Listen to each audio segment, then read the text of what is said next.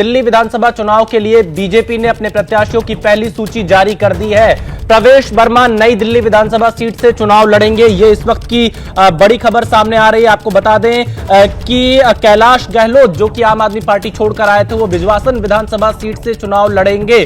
सतीश उपाध्याय मालवीय नगर विधानसभा seat से चुनाव लड़ेंगे। अनिल शर्मा को आरकेपुरम सीट से टिकट मिला है। रमेश बिधूड़ी जो कि पूर्व सांसद रहे हैं, वो कालकाजी विधानसभा सीट से चुनाव लड़ेंगे। तो बीजेपी ने यहां पर 29 उम्मीदवारों की पहली लिस्ट जारी कर दी है। बीजेपी ने 29 उम्मीदवारों की पहली लिस्ट जारी की है। नीरज पांडे हमारे संवाददाता फोन लाइन पर इस वक्त हमारे साथ जुड़ चुके हैं। नीरज, प्रवेश कुमार वर्मा अरविंद केजरीवाल के खिलाफ चुनाव लड़ेंगे, इसके अलावा कैलाश गहलोत, सतीश उपाध्याय और यहां पर अन्य बड़े नेताओं को भी मौका दिया है बीजेपी ने। रमेश बिधूड़ी भी चुनाव लड़ेंगे। देखिए, सबसे बड़ी बात है कि कई ऐसे नेता हैं जो राष्ट्रीय स्तर पे हैं, उनको भी चुनाव लड़ाया जा रहा है। दुष्यंत गौतम जो राष्ट्रीय महामंत्री हैं, उनको भी करोल बाग सुरक्षित सीट से लड़ाया जा रहा है। राजकुमार आनंद, उनको चुनाव लड़ाया जा रहा है। मजिंदर सिंह सिरसा जो राष्ट्रीय सचिव हैं, उनको भी विधानसभा का चुनाव लड़ाया जा रहा है। कैलाश गहलोत, उनको चुनाव लड़ाया जा रहा है। प्रवेश साहिब सिंह वर्मा को नई दिल्ली से चुनाव लड़ाया जा रहा है। परविंदर सिंह मारवा को जंगपुरा से चुनाव लड़ाया। मालवीय नगर से सतीश उपाध्याय पूर्व प्रदेश अध्यक्ष है, सतीश उपाध्याय, उनको चुनाव लड़ाया जा रहा है।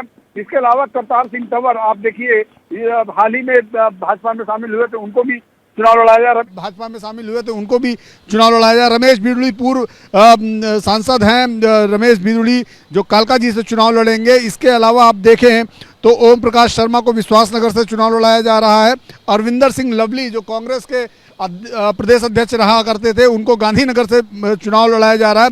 अजय महावर और जितेंद्र महाजन दोनों एमएलए हैं भारतीय जनता पार्टी के, तो उनको भी चुनाव लड़ाया जा रहा है। तो देखा जाए तो ये जो सीट है, 29 लोगों की जो उम्मीदवारों की सूची है, उसमें पूर्व जितने भी मौजूदा विधायक हैं ऑलमोस्ट सबको चुनाव वापस लाया जा रहा है। इसके अलावा जो सांसद रहे हैं भारतीय जनता पार्टी के, जिनका टिकट 2024 के चुनाव में काट दिया गया था, उनको सबको फिर से मौका दिया गया है। और सबसे बड़ी बात है कि कुछ राष्ट्रीय स्तर के नेता, जैसे मैंने पहले कहा कि इस सीट पर अगर आप इस पूरी सूची को गौर करें तो 3 बड़े नेता हैं जो राष्ट्रीय टीम में हैं, उन सबको विधानसभा चुनाव में उतारा गया। इससे एक बात साफ हो गया कि भारतीय जनता पार्टी ने बिल्कुल तय कर लिया है कि दिल्ली का चुनाव को वो हल्के में नहीं लेना चाहते। कोई सीनियर नहीं, कोई जूनियर नहीं, कोई राष्ट्रीय नहीं, कोई क्षेत्रीय नहीं, सब जो भी जीत सकते हैं, कड़ी टक्कर देनी है, उन सबको विधानसभा चुनाव मैदान में भारतीय जनता पार्टी ने उतार दिया है। प्रवेश वर्मा नई दिल्ली सीट से विधानसभा का चुनाव लड़ेंगे। अरविंद केजरीवाल के खिलाफ वो चुनाव लड़ेंगे। प्रवेश वर्मा को नई दिल्ली से टिकट देने के पीछे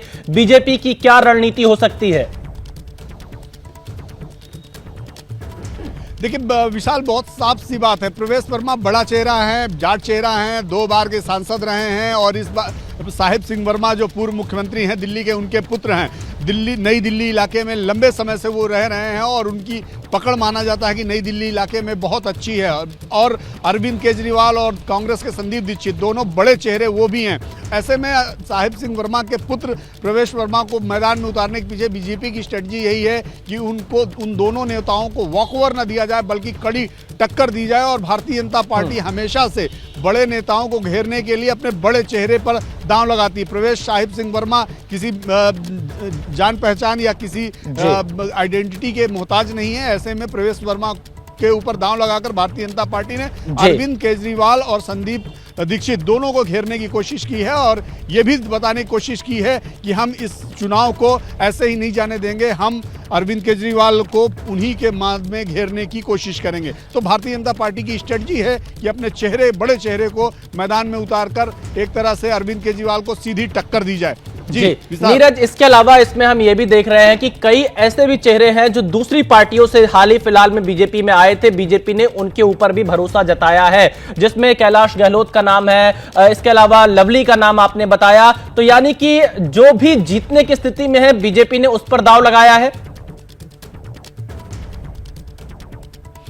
बिल्कुल, जीतने वाले कैंडिडेट पर ही बीजेपी ने दांव लगाया। केवल यही 2 नाम नहीं है, बल्कि आप देखें तो कैलाश गहलोत हैं, इसके अलावा करतार सिंह हैं, अरविंदर सिंह लवली हैं, इसके अलावा एक नाम और मैं आपको बता दूं, राजकुमार आनंद जो मंत्री रहे हैं अरविंद केजरीवाल की कैबिनेट में, वो छोड़कर भारतीय जनता पार्टी शामिल हुए, उनका नाम है।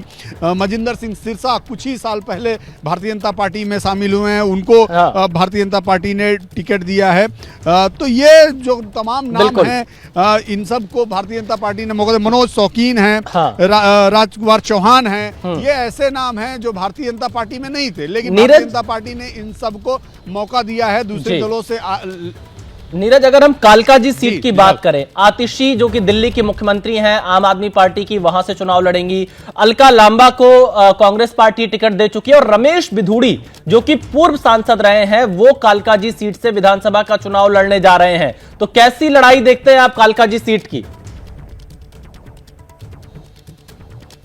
देखिए, रमेश बिधूड़ी 2 बार से लगातार सांसद थे दक्षिणी से, दिल्ली दक्षिणी से लगातार 2 बार सांसद हैं।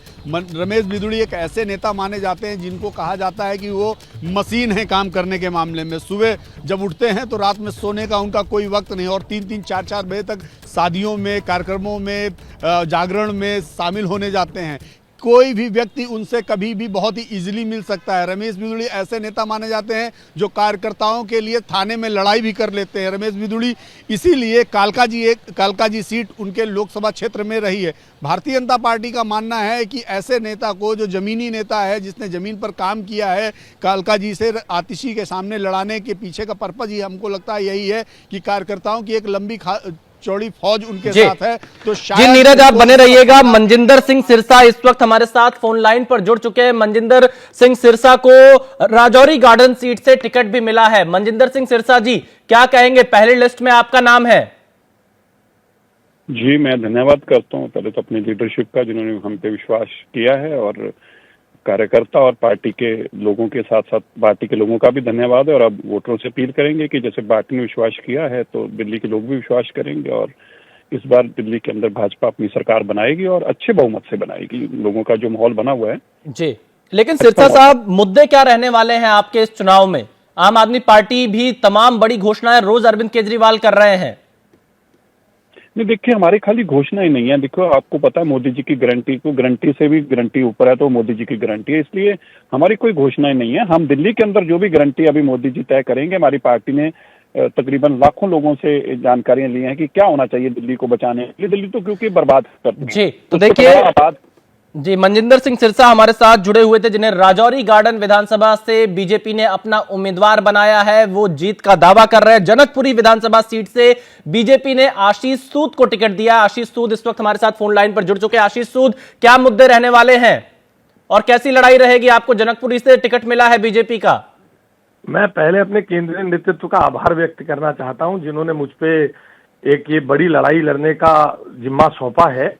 और दिल्ली में और विशेष तौर पे जनकपुरी विधानसभा में जनकपुरी की जनता की मूलभूत सुविधाओं की लड़ाई है जी। ये बड़ी घोषणाओं से कुछ नहीं होने वाला।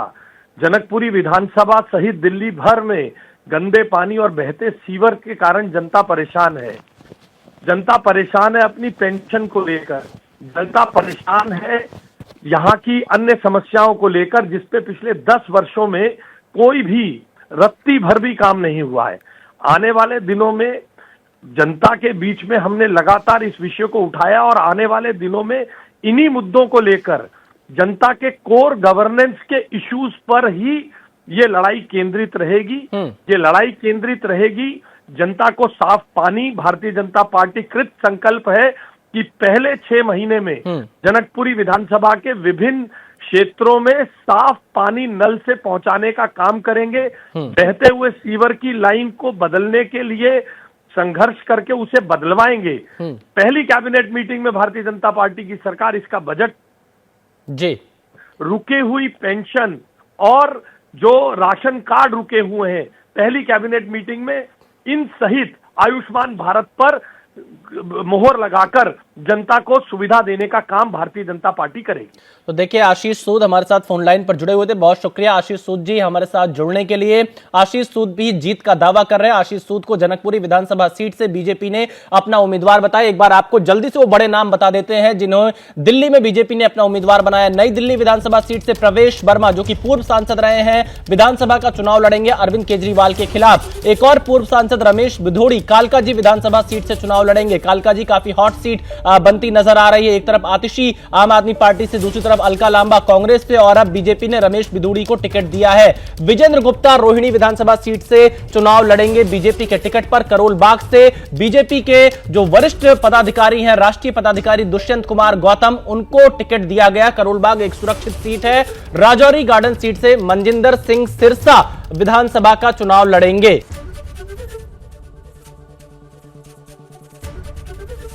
एबीपी गंगा, खबर आपकी, जुबान आपकी।